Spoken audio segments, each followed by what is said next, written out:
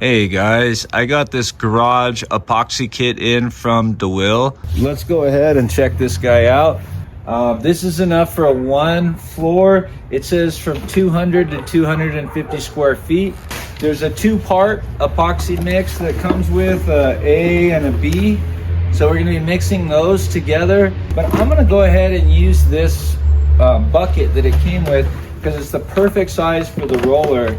So I'm gonna use that as my painter's tray. It comes with a nice roller, comes with a paintbrush for you to do around the edges where you can't get to with the roller. It suggests that you do the edge work first and then immediately do the roller work right after.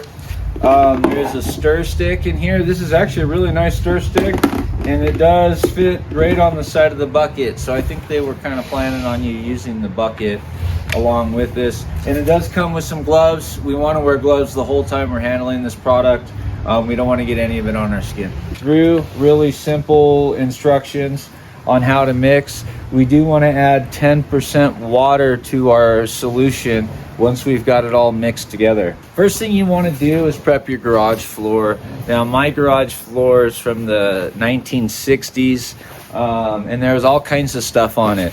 So I grabbed a concrete cleaner and a floor etch. I brushed this on with my shop style broom. I brushed it all over the place. I made sure I coated the floor nice and evenly. I used about half of the gallon on it. It was more than what I needed, but I wanted to make sure I got a good etch on it so this material is going to stick to it. Then I went ahead, after I brushed it on, and I took my floor cleaner from my pressure washer and I went through and I did the floor clean, and then I went through with the regular pressure washer and I got off any little piece of whatever I could with it. So I got the floor nice and clean. It's really important that you get it as clean as you can in order for this to adhere to the floor. So if you have any grease on there, it's not going to stick to it. So you got to get all that grime off. I usually like to keep my product a little bit more condensed, so it's a little bit thicker. So I want to try to keep this closer to the 200 square feet. So I know that if I go 10 feet wide on this, that I can go all the way back. Now I did make sure that my garage floor was very clean. I went through with a blower and just blew everything out. So it recommends mixing for 2 to 3 minutes. I have the stir stick right inside of the bucket.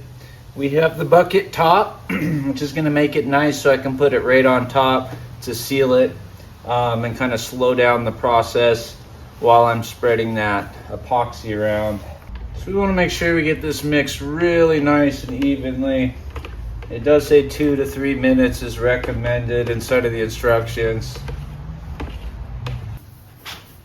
It does say if you want to do a second coat, you just need to wait for a few hours, allow this to dry, and then you can apply a second coat. Oh, that's looking really nice.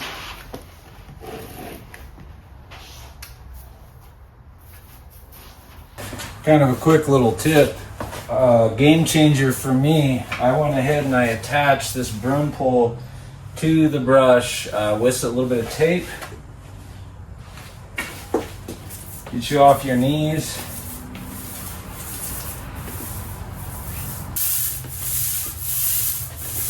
As you can see, man, what a difference. It's still got to dry. It's nice and wet right now.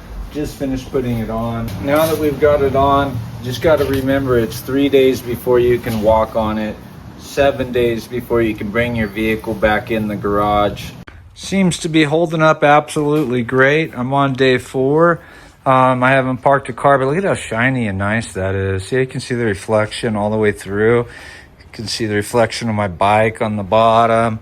So this floor turned out nice. I'm really happy with it. If you guys want to pick up one of these kits, we do have a link below. You can click on it. It'll take you right to DWIL's paint epoxy kit set. This particular one that I'm using, what a difference. Makes a huge difference in the garage.